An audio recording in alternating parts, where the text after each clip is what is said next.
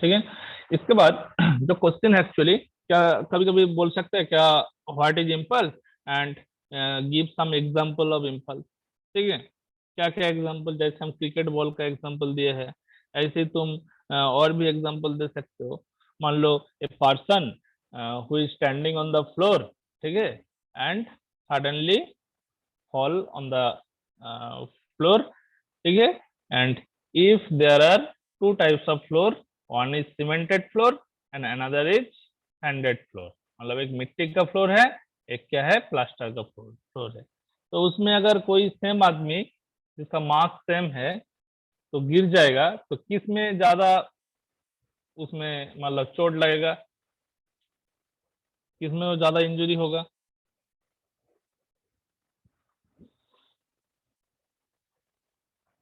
बोलो। Sir cemented. Cement में, ठीक है, सीमेंटेड फ्लोर में वो अगर गिर जाएगा तो उसका मतलब ज्यादा इंजरी होगा। इसका कारण क्या है? क्योंकि देखो हम पहले ही बोल दिया, मास तो क्योंकि सेम आदमी है, मास तो क्या है, सेम है, मास तो चेंज नहीं होगा। सो मोमेंटम क्या है, बेसिकली बोथ केसेस में मोमेंटम चेंज होगा, मतलब जितना चेंज हुआ दैट ऑल्सो सेम। तो change in momentum also same. Basically क्या है, जब हम लोग गिर जाते हैं वेलोसिटी क्या हो जाता है, जीरो हो जाता है। तो change in momentum will be equal.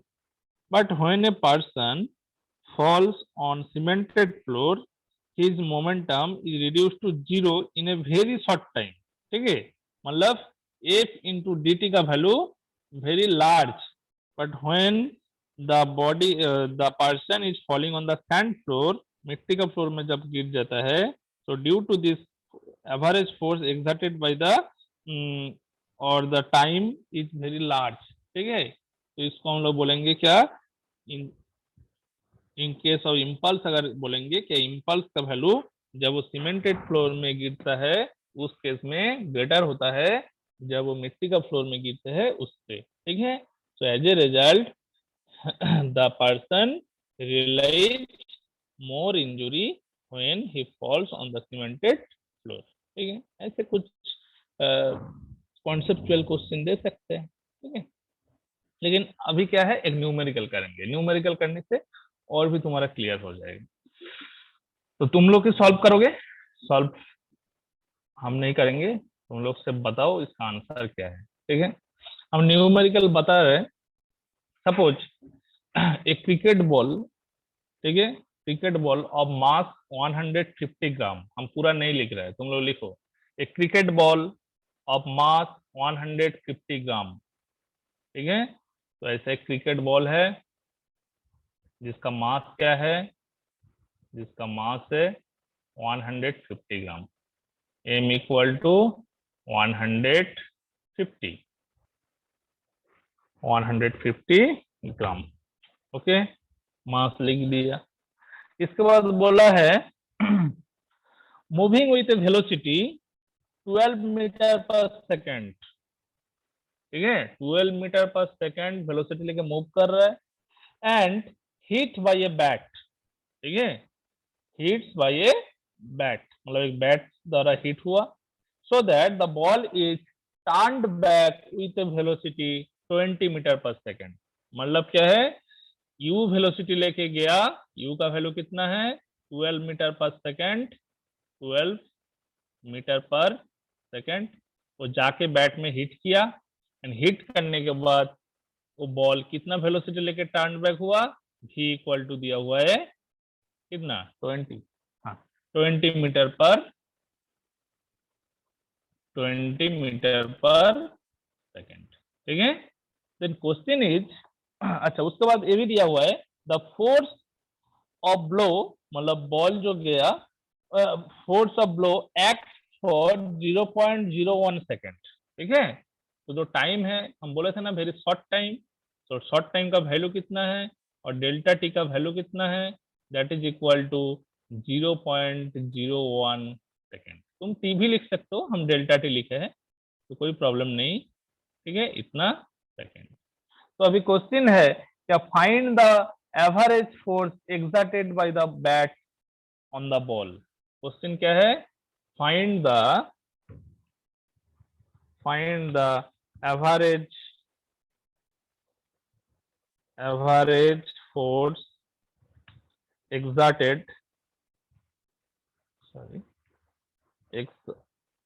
exerted by the bat on ball। ठीक है, ये है तुम्हारा क्वेश्चन, समझ में आया? Question, A ball of 150 gram strikes a bat with a velocity 12 meter per second, then after hitting the bat it turns back with a velocity 20 meter per second। ठीक है, so if the interaction time is 0.01 second, then find the average force exerted by the ball or exerted by the bat on ball। समझ में आया? कैसे करोगे?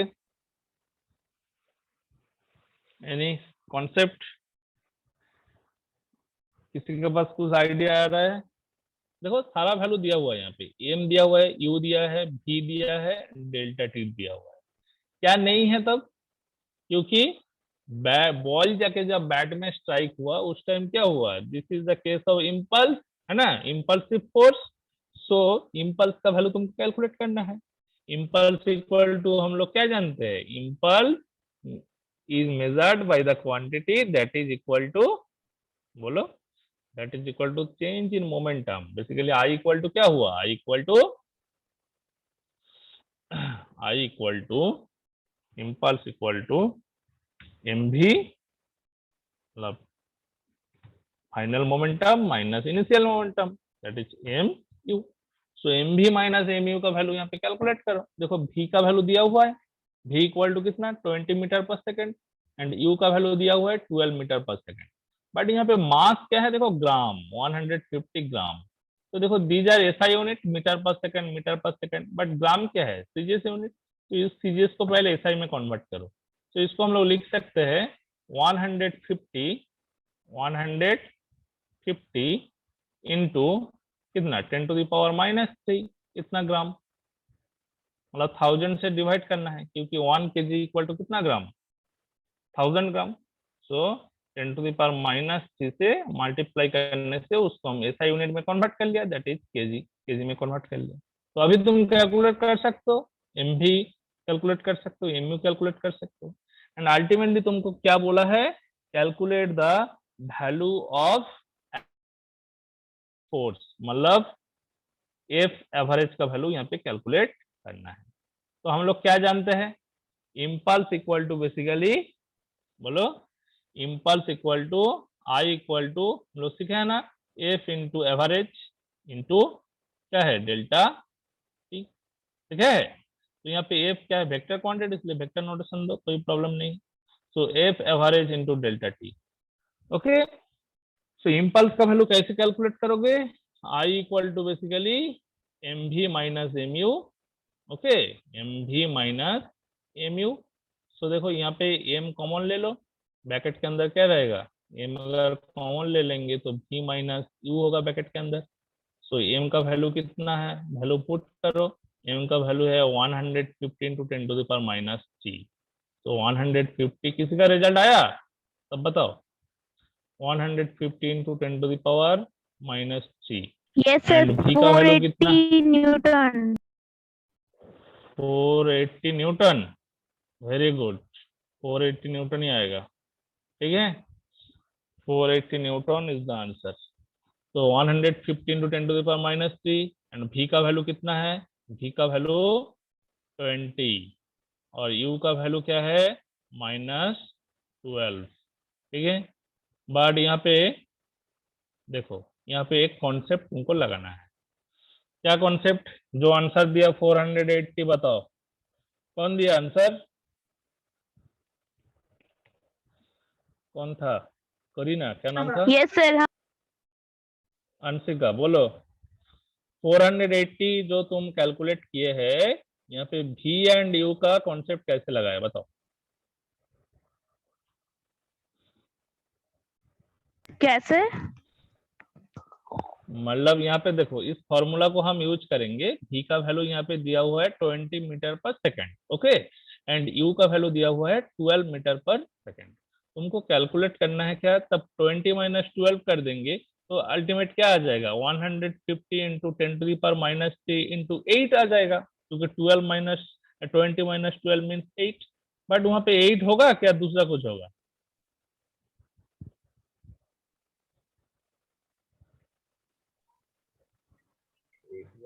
हम्म, 8 अगर होगा तब तो 480 नहीं आएगा। 8 अगर ये वैल्यू होगा तब तो 480 वैल्यू नहीं आएगा। तो तुम कैसे किए बोलो? एक्चुअली यहाँ पे क्या है, देखो, जब बॉल जाके बैट में हिट करता है, कुछ वेलोसिटी लेके गया, देन बोला है after striking the bat the ball is return back, है ना। जब रिटर्न बैक में आएगा, भी का डायरेक्शन एंड यू का डायरेक्शन दोनों अलग अलग है, क्योंकि जब यू मतलब बॉल जा रहा है इधर बैट्समैन तरफ, उस टाइम वेलोसिटी कितना लिखे हम लोग, यू। बट जब स्ट्राइकिंग के बाद बॉल रिटर्न बैक होकर आएगा, देखो वेलोसिटी का डायरेक्शन किस तरफ होगा, इस तरफ, इस तरफ होगा। तो u and v are in opposite direction. तो u को अगर +12 लेंगे, देन v को हम लोग को क्या लेना है, -12 मीटर पर सेकेंड। अगर u को माइनस लोगे, देन v को प्लस लेना है।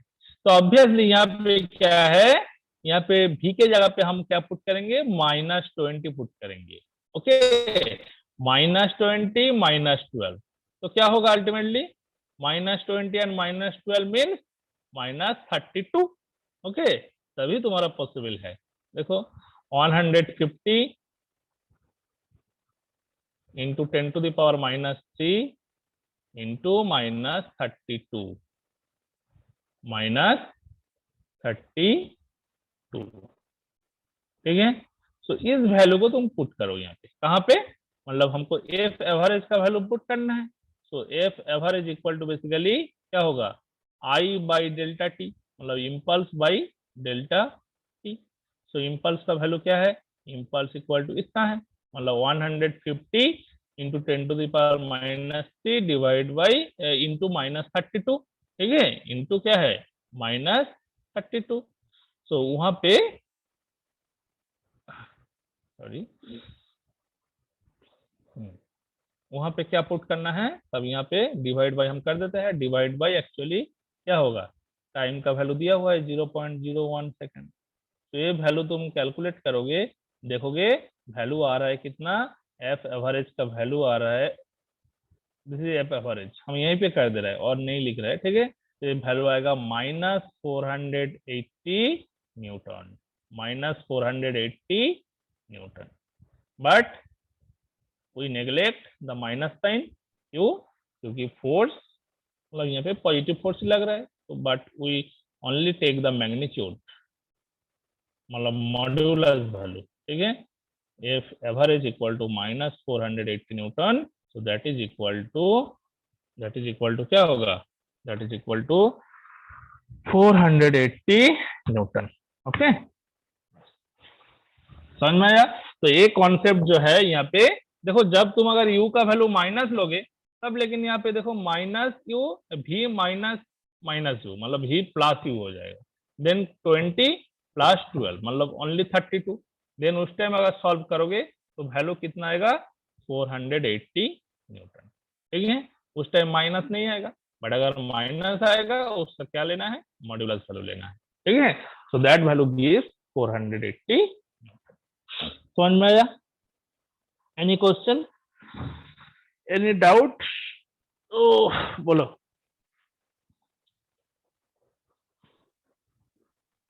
क्लियर? तब क्या है, इम्पल्स से कुछ न्यूमेरिकल आएगा तो कर पाओगे,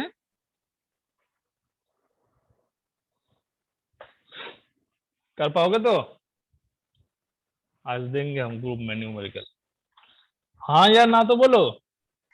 यस सर, हो जाएगा सर। ठीक है, यस सर। ठीक है। कितना टाइम हुआ? अच्छा इसके बाद क्लास है तो तुम लोग, नो सर, क्लास नहीं है इसके बाद। लिंक अभी तक आया नहीं है सर, इसलिए क्लास पता नहीं अभी। अच्छा, क्लास क्लास का लिंक दिया नहीं अभी तक। ठीक है, और थोड़ा आगे बढ़ा देते हैं एक टॉपिक। हटो ना सर, हटो बोलो ना, ये जरा ना। करो। भेजे तुम देख थोड़ा सा। इसके बाद हम लोग पढ़ेंगे क्या, कंजर्वेशन ऑफ मोमेंटम। ठीक है, हेलो हाँ बोलो। सर, फर्स्ट सेमेस्टर का रिजल्ट कब आएगा? फर्स्ट सेमेस्टर का यस सर। कम से कम 2 महीने तो लगेगा, 1.5 2 महीने। 2 महीना बाद? हाँ ओके सर। ठीक है, क्योंकि अभी तो मतलब कि डेट एक्सटेंड किया, आज लास्ट डेट है फॉर्म फिलअप का। हाँ मतलब 21 के बाद तुम लोग मार्क्स चल गया सबका, उसके बाद 21 तारीख के बाद मतलब और फाइनल लास्ट में जो लोग फॉर्म फिलअप करेगा, कोई बचा नहीं है, अगर 2 एक जन बचा है तो वो लोग का फॉर्म फिलअप होगा, फिर रिजल्ट आएगा। तुम लोग का मार्क्स सब एंट्री हो गया ऑलरेडी। ठीक है, मतलब बहुत सबका देखो 90% नहीं, मतलब 75% तो सबका आएगा, डिस्टिंक्शन सबका आएगा। ठीक है कम भी आ सकता है जैसे फिजिक्स में, लेकिन हम कम कम दिए सब। सर फिजिक्स में 20 क्यों आया नहीं था आएगा सर। सर? 20 आया तो नॉट ओनली इंटरनल एग्जाम के ऊपर बेस करके, क्लास अटेंडेंस, इंटरनल एग्जाम, ठीक है, ये दोनों फैक्टर के ऊपर डिपेंड करके तुम्हारा मार्क्स कैलकुलेट हुआ। ठीक है, इसलिए 100% क्लास बहुत कम जन की है, बहुत कम जन। तो जो भी है तो सारा फैक्टर के ऊपर डिपेंड करके, मतलब देखो 20 में 20 एक्चुअली इंटरनल मार्क्स के ऊपर बेस करके तुम्हारा फाइनल सेमेस्टर का रिजल्ट आएगा। ठीक है, मतलब सेमेस्टर रिजल्ट आएगा। सो इंटरनल में अगर 20 में 20 दे देंगे, देन फाइनल पेपर में कितना आएगा, 100 में 100। तब क्या होगा, 100 में 100 आ जाएगा। इसलिए हम लोग को कितना दिया हुआ है, जो लोग को 20 मिला था उन लोग को 90 दिया हुआ है। ठीक है, 90 इंटू 5, दैट मीन्स 95। ओके, 95 मिल जाएगा, सोच लो। ओके, और कोई कोई पेपर में जिससे 20 गया है तो 100 मिल जाएगा। यही तो कोरोना का फायदा है। ठीक है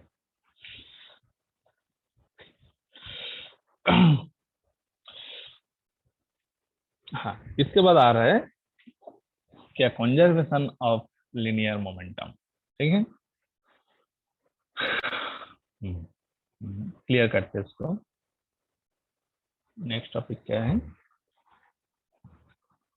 conservation of linear momentum. Okay, conservation of linear momentum. Suppose दो बॉडी है, यहाँ पे एक बॉडी है, एंड क्या है, यहाँ पे एक बॉडी है। ठीक है, इसका मास है m1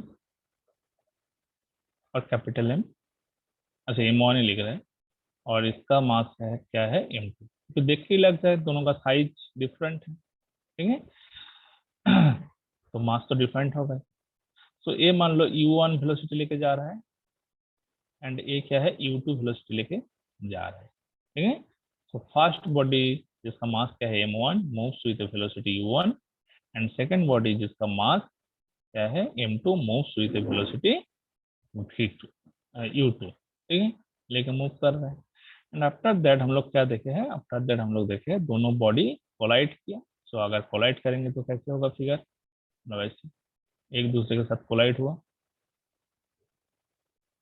नहीं ऐसे भी नहीं, ठीक है, कॉलिशन हुआ, एंड कॉलिशन के बाद उसका वेलोसिटी चेंज होके क्या हो जाएगा, वेलोसिटी चेंज होके हो जाएगा हमारा, देखो हो जाएगा फास्ट बॉडी का वेलोसिटी चेंज होके हो गया,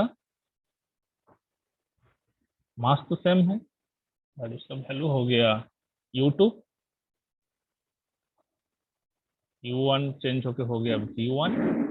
ठीक है, एंड सेकेंड बॉडी का मास चेंज होकर क्या हो गया v2। ठीक है, वेलोसिटी चेंज होकर हो गया v2। इसका मास भी m1, इसका मास भी m2, ठीक है। तो यहाँ से देखो क्लियरली पता चल रहा है, जब दोनों body of different mass m1 and m2 move किया with velocity u1 and u2, then collide किया एंड कोलिशन के बाद the bodies are moving with different speed, that is v1 and v2, okay, v1 and v2. So according to conservation of linear momentum, तो बताओ fast body का यहाँ पे momentum कितना होगा? फास्ट बॉडी का मोमेंटम है, देखो मतलब आफ्टर कॉलिशन m1 u1, ठीक है, और सेकेंड बॉडी का मोमेंटम क्या है after coalition m2 u2, m2 u2, ठीक है। So total momentum before coalition total momentum कितना है m1 u1 plus m2 u2, this is क्या है total momentum before coalition, okay, total momentum before coalition m1, sorry इसके ऊपर मार्च हो गया, m1 u1 plus m2 u2, and यहाँ पे एक्चुअली क्या है, this is the total momentum after collision. So ये वैल्यू कितना है, total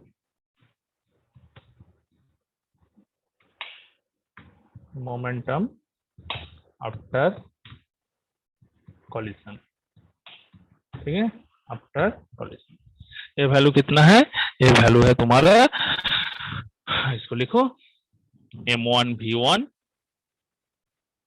plus m2 v2, m2 v2, ठीक है। बट यहाँ पे देखो एक चीज, दोनों बॉडी अपना से कोलाइड हुआ, यहाँ पे हम बाहर से कुछ फोर्स अप्लाई नहीं किए हैं, मतलब यहाँ पे कंडीशन क्या है, कंडीशन यही है that external force is equal to 0, external force equal to कितना 0। तब कंजर्वेशन ऑफ लीनियर मोमेंटम का स्टेटमेंट क्या है, when external force is equal to 0, that means when there is no external force, then the total momentum after collision or before collision is equal to the total momentum after collision, that is m1 u1 plus m2 u2 equal to m1 v1 plus m2 v2, ठीक है। तो इस condition में क्या है, m1 u1 plus m2 u2 equal to m1 v1 plus m2 v2, m2 v2, ठीक है, m2 v2, okay. So this is the laws of conservation of linear momentum. इस लॉ बहुत इंपॉर्टेंट है, बट यहाँ पे कंडीशन एक ही है, क्या है, जब there is no external force applied on A body, ठीक है। So if f equal to 0 then this law is मतलब एक्यूरेट, अदरवाइज नॉट, ठीक है। So this is the conservation of linear momentum. इसके बाद what is Newton actually third law, Newton third law में सब कुछ जानते हैं क्या, कोई बॉडी के ऊपर अगर हम लोग कोई एक्शन देंगे, मतलब कुछ फोर्स अप्लाई करेंगे, same amount of force will be returned back by that particular body.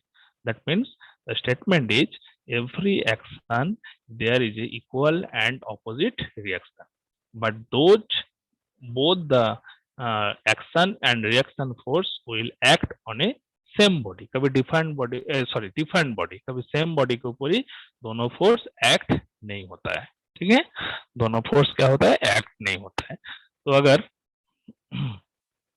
हम स्टेटमेंट देंगे Newton's third law of motion, तो स्टेटमेंट क्या होगा, टू एवरी एक्शन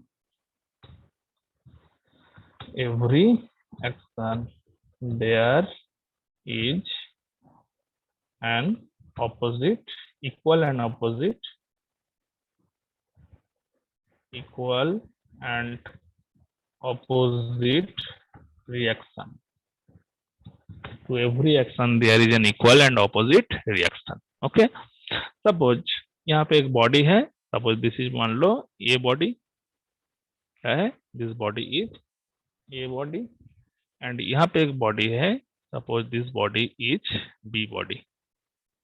क्या है, यहाँ पे एक बॉडी है, this body is B body. Okay, so A body क्या किया, बी बॉडी के ऊपर कुछ फोर्स अप्लाई किया, एंड जिस फोर्स का वैल्यू क्या है, एफ ए बी, जिस फोर्स का वैल्यू क्या है, एफ ए बी। ठीक है, सिमिलरली बी बॉडी भी ए बॉडी के ऊपर कुछ फोर्स अप्लाई करेगा जिसका वैल्यू है क्या है, F B A. Then according to Newton third law, F A B equal to minus F B A. ठीक है, दोनों फोर्स का देखो मैग्नीट्यूड सेम है बट डायरेक्शन क्या है, डिफरेंट है। So F A B equal to minus F B A. ठीक है, दोनों वेक्टर सिंबल है, vector symbol.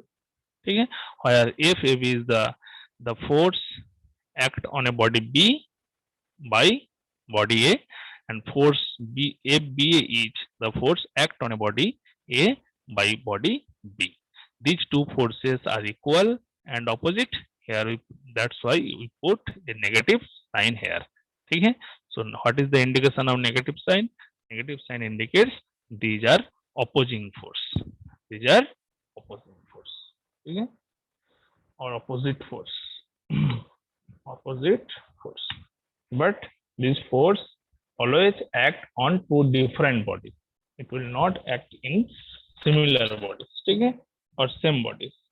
So F A B equal to minus F B. ठीक है, कंडीशन क्या है, ये भी लिख दो, this force are acts in two different bodies, two different bodies. Okay, बस यहीं तक रहने दो, हम नेक्स्ट क्लास में बोलेंगे क्या व्हाट इज रिकॉइल ऑफ गान, वो बहुत ही इंपॉर्टेंट है। ठीक है, रिकॉइल ऑफ गान पढ़ेंगे, उसके बाद हम लोग पढ़ेंगे क्या रिकॉइल ऑफ गान है, फिर है तुम्हारा जेट रॉकेट का रॉकेट मोशन भी पढ़ेंगे।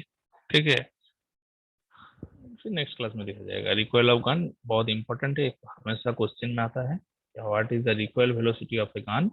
इस फॉर्मूला को यूज करके हम लोग लगाएंगे, एंड वहाँ पे कौन सा मतलब टॉपिक लगता है, कौन सा कॉन्सेप्ट लगता है, वो कॉन्सेप्ट है कंजर्वेशन ऑफ लीनियर मोमेंटम। क्या है, कंजर्वेशन ऑफ लीनियर मोमेंटम। ठीक है, ये हम नेक्स्ट क्लास में बताएंगे। तो यहाँ तक कंप्लीट हुआ। ठीक है, न्यूटन थर्ड लॉ तक कंप्लीट हो गया। तो बताओ यहाँ तक किसी का क्वेश्चन है, जो conservation of linear momentum and Newton third law of motion बताए, इसमें किसी का कुछ क्वेश्चन है तो पूछो, नहीं तो एंड कर देंगे।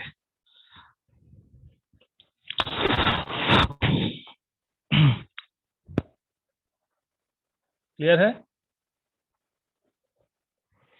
Hello, yes sir. Okay, yes sir. तो तब न्यूमेरिकल देंगे, मतलब इम्पल्स के ऊपर न्यूमेरिकल आज देंगे ग्रुप में, उसको solve.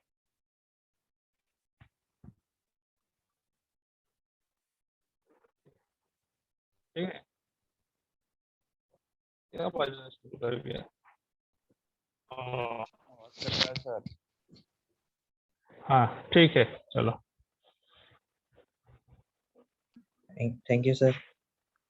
Thank you all, thank you, thank you, thank you. Thank you sir.